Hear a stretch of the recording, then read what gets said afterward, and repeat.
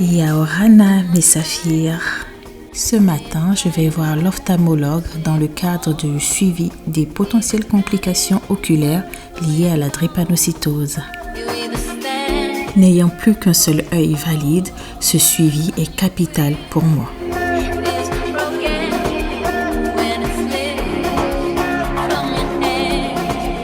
Regardez à quoi ressemblent mes pupilles lorsqu'elles sont dilatées. Malheureusement, c'est un passage obligé dans ce genre de consultation.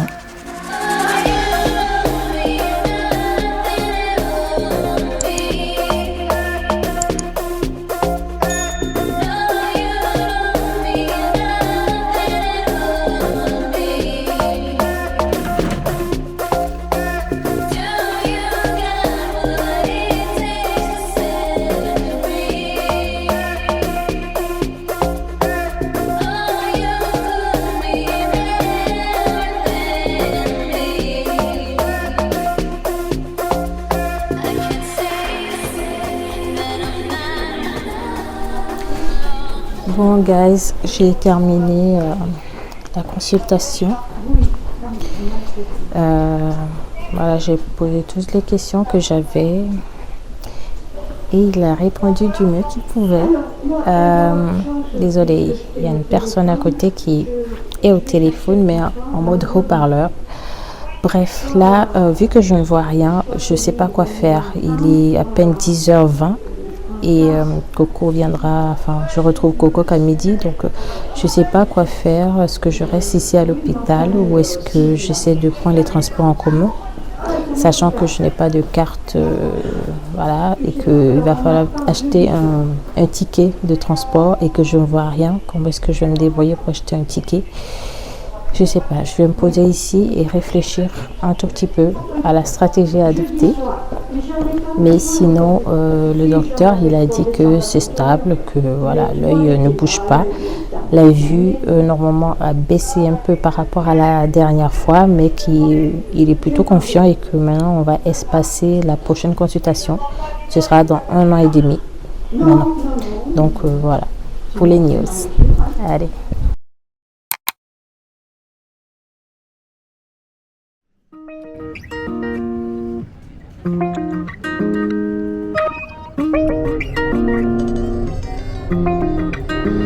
I can't fall asleep. I just lay in my bed wondering if there's anybody, or if I was born to be lonely. I've been trying, but I'm burned out from my feelings. Setting fires, just hoping that you'll notice me. Oh, I'm sending out an SOS from the sinking in my soul.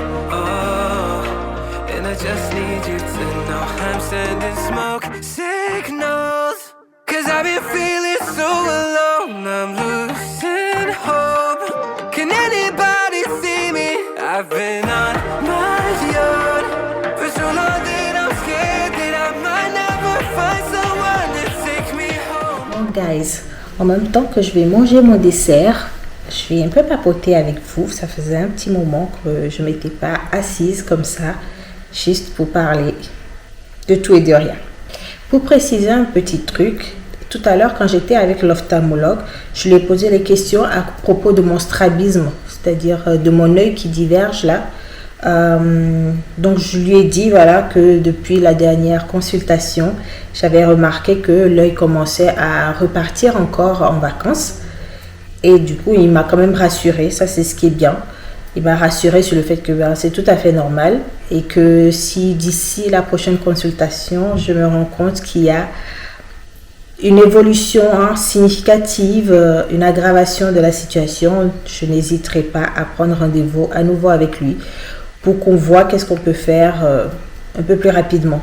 Ce qui est chouette aussi, c'est que ces médecins-là, ils sont en relation les uns avec les autres. Donc du coup, il va contacter mon médecin qui me suit pour la drépanocytose pour lui faire un compte rendu. Et du coup, au moins, je sais que de tous les côtés, je suis prise en charge et ça, c'est cool. Et pour parler d'un autre sujet, cette fois-ci de l'endométriose. Donc, ça fait quand même quelques mois de cela, je vous avais dit que j'avais été mise sous pilule pour arrêter les règles, histoire de me laisser un peu de répit. Finalement, après l'opération qui n'a pas eu lieu, ils m'ont mis sur un truc un peu plus fort. Donc, ils m'ont mis, on va dire, dans une sorte de ménopause, mais c'est pas vraiment une ménopause.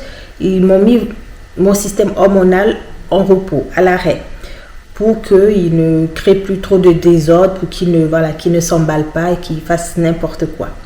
Donc là, j'ai eu des injections et je dois vous confier que c'est génial de ne pas avoir des douleurs encore aussi fortes et ainsi de suite. Parfois, je ressens quand même quelques douleurs, un peu comme si c'était un SPM, mais je sais que logiquement, les règles ne viendront pas. Mais du coup, il y a un symptôme particulier qui est apparu et auquel je ne m'attendais pas du tout. Ce sont les bouffées de chaleur.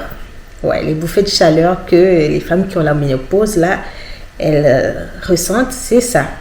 Je pense que c'est globalement un sujet dont on ne parle pas tant que ça. Les personnes ménopausées, ou alors c'est moi qui ne suis pas informée, mais voilà, j'ai l'impression que c'est des sujets, on se dit, ouais, bon, c'est dans le corps comme ça de la femme, elle gère, et puis voilà. Mais les bouffées de chaleur, c'est quelque chose, hein. C'est quelque chose. Et peut-être pour les plus jeunes, vous ne vous rendrez pas compte de ce que c'est. Mais pour celles qui ont déjà expérimenté les bouffées de chaleur, c'est quelque chose. Alors, on reste là et puis tout d'un coup, on a vraiment l'impression qu'il y a une vague de chaleur qui, dans le corps, dans la poitrine, les épaules, le cou, le front, les joues et même les oreilles. Et moi, c'est ce qui m'a surpris. J'ai resté là et puis j'avais l'impression que mes oreilles étaient chaudes, comme si on avait approché une braise de mes oreilles et que du coup, ça rayonnait dans mes oreilles. Ça, c'est vraiment l'un des symptômes qui m'a le plus intriguée. Et bref, donc voilà, de temps à autre, chaque jour, j'ai des bouffées de chaleur. En journée, c'est moins, je les sens 2 ou 3 bouffées de chaleur en journée, mais c'est surtout la nuit. Et il s'est passé un phénomène particulier, c'est que la nuit, quand je dors, dès que je me suis allongée, au bout d'une heure, j'ai commencé à avoir les bouffées de chaleur. Et au beau milieu de la nuit, j'ai froid.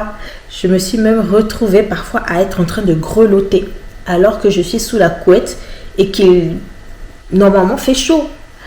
Et donc je ne sais pas si voilà, ces grelottements là, c'est dû aux bouffées de chaleur. Moi je mets ça sur le coup des bouffées de chaleur, hein, parce que jusqu'ici je n'avais pas ça du tout. Donc c'est vraiment un phénomène bizarre. Tu as chaud d'un coup pendant 2-3 minutes et puis à un moment donné, tu sais pas pourquoi, tu as hyper froid. Heureusement que Coco il est là. Le Coco c'est vraiment un distributeur de chaleur, hein. C'est moi la fille qui a les pieds froids, les mains froides, le corps froid. Et il suffit que du coup je me colle à lui et je récupère la chaleur le temps que mon système ne se régule. Mais oui, voilà, je pense que c'est vraiment le médicament là qui me déglingue comme ça. Et si mon système hormonal est un peu perturbé, c'est un peu normal que du point de vue de la température, j'ai des bizarreries, des choses pas logiques qui se passent, tantôt trop chaud, tantôt trop froid, voilà. Donc guys, actuellement j'ai des bouffées de chaleur, je suis presque en pause, ménopause. Voilà guys, donc un petit sujet dont je voulais vous parler. Dites-moi vous si ça vous arrive. Je pense que la majorité de vous qui regardez mes vidéos, vous êtes des femmes. Il n'y a pas de jeunes filles, il n'y a pas de très jeunes personnes ici. Donc dites-moi si c'est quelque chose que vous connaissez, vous, les bouffées de chaleur. Dans quel cas est-ce que ça vous est arrivé et comment vous avez géré? Est-ce que vous avez des astuces, des trucs qui pourraient m'aider, surtout quand je suis au boulot?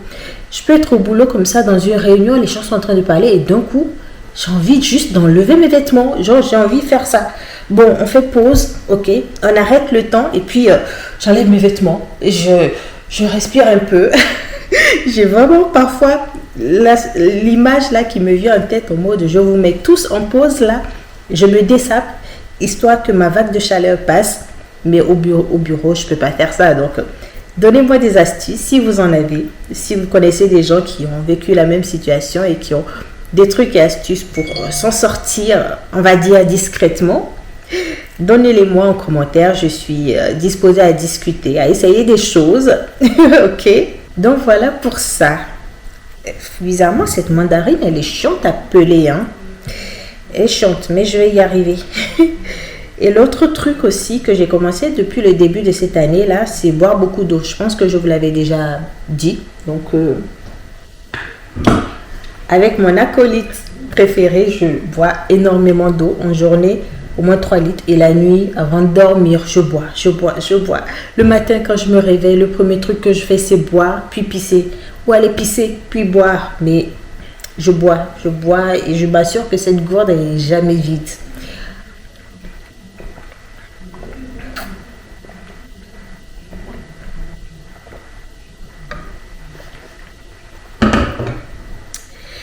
Donc, en plus de boire de l'eau, j'ai aussi décidé de réduire la quantité de sucre industriel que j'apporte à mon organisme. C'est-à-dire, les sucres des fruits, ça va très bien. Mais par exemple, j'ai arrêté du coup de boire des boissons sucrées, de boire l'alcool. Voilà, même si ça m'arrive parfois de faire une entrave, en fait, je peux faire des pauses dans mon histoire là. Donc de boire de l'alcool, de boire des boissons sucrées, de manger les desserts que c'est pas moi qui ai fait. Voilà, de manger des trucs sucrés, je sais pas, tout ce qui est sucré et qui est fait par d'autres personnes et que je ne maîtrise pas quel sucre est dedans, eh ben je m'interdis de manger. Donc j'arrive plutôt bien à le faire, je suis comme fière de moi.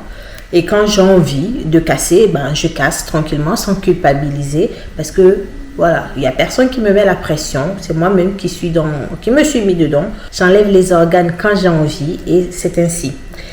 Et attendez, je vais vous donner de vrais chiffres parce que du coup, depuis le début du mois de janvier, j'ai une courbe de poids qui descend.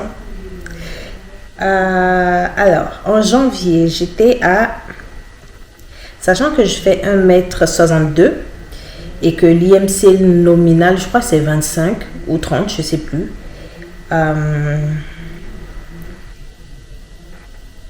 Le 30 décembre, déjà, j'étais à 67,8 kg. Le 20 janvier, j'étais à 68,3 kg. On va dire que ça, voilà, c'était la prise de poids liée aux fêtes. Ok, dans 68,3 kg en janvier.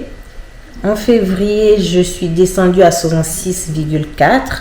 Et là, depuis le week-end dernier, quand je me suis pesée, j'étais à 65,9. Donc, on va dire qu'on est parti de 68,3 à 65,9. 66 environ. Donc, j'ai perdu presque 2,5 kg. Ok, 2,5 kg en 3 mois. Et je suis contente. Comment vous le dire? Je suis contente. J'espère que je continuerai à perdre. Mon objectif à court terme, c'est d'être en dessous de 65 kg. Lorsque j'y serai, je vais me mettre un autre objectif, de descendre encore un tout petit peu. Mais je suis contente et je pense que c'est vraiment ça qui marche, hein, le fait de boire beaucoup d'eau et d'enlever les sucres des autres, là, des industriels de mon alimentation. Moi, je ne m'interdis pas de me faire des boissons sucrées ou des desserts, mais je le fais avec ce qu'on appelle du sugarly. C'est du sucre, en fait, 0 calories, tant qu'on n'en abuse pas. Voilà, mais c'est pas du saccharose, donc ça n'a pas mauvais goût, c'est pas de l'aspartame, c'est pas un truc, voilà, des trucs chimiques, industriels.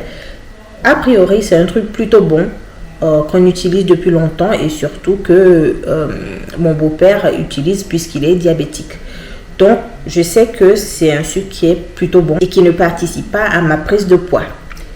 Ça y est, je pense que je suis arrivée. Mais à ce rythme-là, je vais manger qu'une seule mandarine ce midi. Personnellement, en suivant ce régime, on va dire, j'ai la sensation que mon visage s'est affiné. Même si là, ça ne se voit pas, à mon avis, parce que cette perruque-là me donne une tête vachement ronde, une tête boursouflée. J'aime pas trop, j'aime bien la coupe de la perruque. J'aime bien comment elle attrape ma nuque, mais j'aime pas le visage rond que cette perruque me donne. Et du coup, avec ça, j'ai du mal à me revoir mon vrai visage avec ma perte de poids, surtout au niveau là du menton. Bref, c'est que 2,5 kg, hein, et c'est peut-être que dans ma tête, mais voilà, j'ai le sentiment de m'être légèrement affiné du visage, mais aussi du corps. Au niveau du corps, je le vois bien parce que au réveil, je vois mon ventre. il est différent d'avant. Voilà, petit truc. Donc, on va continuer à suivre ces saines habitudes-là, de manger plus sain, plus de légumes, plus de fruits, voilà, du sucre naturel et de boire beaucoup d'eau. Voilà, guys. Si de votre côté, vous avez évidemment des astuces, des trucs que vous faites pour vous aider à perdre du poids ou à maintenir votre poids idéal, dites-le moi en commentaire. Moi, je suis vraiment ouverte là à tout ce qui ne me contraint pas, tout ce que je peux faire avec plaisir et y prendre du plaisir, mais qui m'aide à maintenir mon poids ou à en perdre. Mettez-le moi en commentaire, que je puisse, on va dire, tester des choses, crash test pour vous. Et puis, je vous ferai un retour, évidemment. Et en passant, est-ce que vous connaissez votre poids actuel, vous? Et surtout, est-ce que vous connaissez votre IMC actuel? Allez le faire. Allez le faire.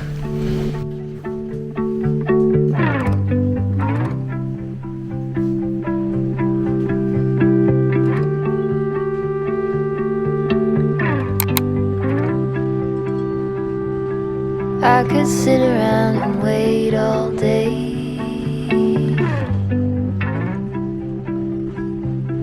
You lay easy on my mind, like a candle I just burn away.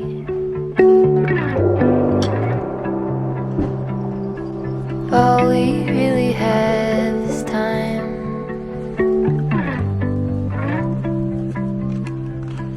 All we really have is time.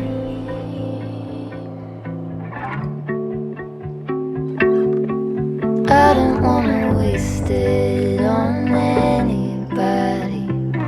Take it with anybody but you.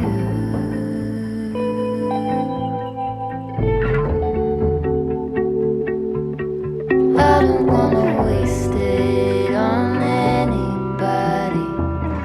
Take it with anybody but you.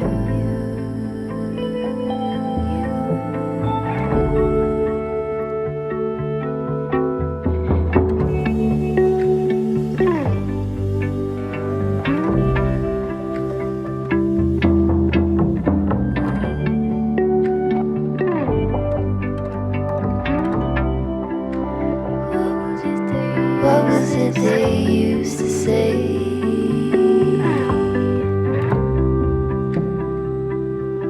Seeking you will find. There is nothing in you that is fading.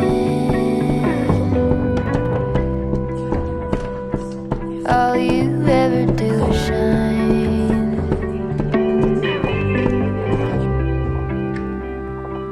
You are brighter all the time.